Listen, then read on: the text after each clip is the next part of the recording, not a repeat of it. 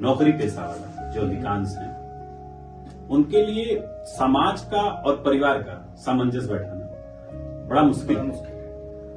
और इस मुश्किल को आसान करना है तो भगवान राम और भगवान कृष्ण की शरण में जाना। बिल्कुल, मतलब उनकी चरित्र को और ध्यान से पढ़ना पड़ेगा, उनको समझना पड़ेगा।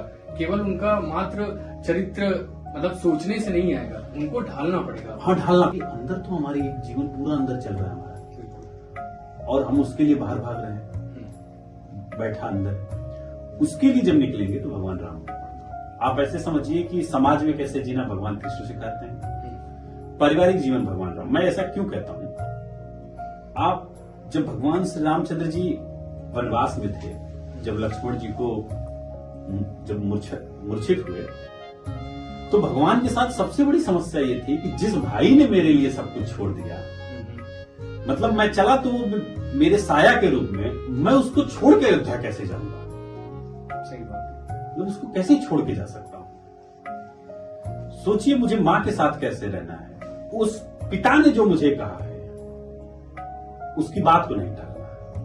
भगवान जब जंगलों में थे तो उनको समाचार मिला कि पिताजी नहीं रहे, तो सारा कर्मकांड वो वही किए। एक बेटे का फर्ज मुझे बाप के साथ कैसे निभाना है, मैं कहीं भी रहूं मुझे करना है। तो ये भगवान राम से सीखना है, भगवान कृष्ण से सीखना है कि हमें समाज में कैसे रहना है।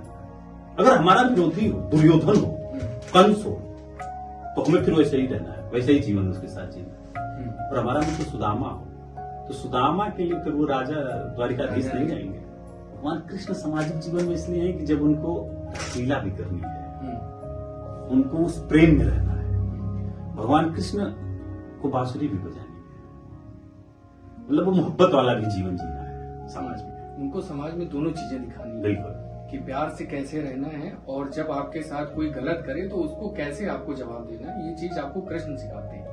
मैं हमेशा एक कहता हूं सबसे कि आप मत मानिए भगवान, आप नहीं मानते, आप समझ लीजिए कि किसी ने लिख दिया और इसको सिर्फ एक बार जीवन में उतार के तो देख लीजिए।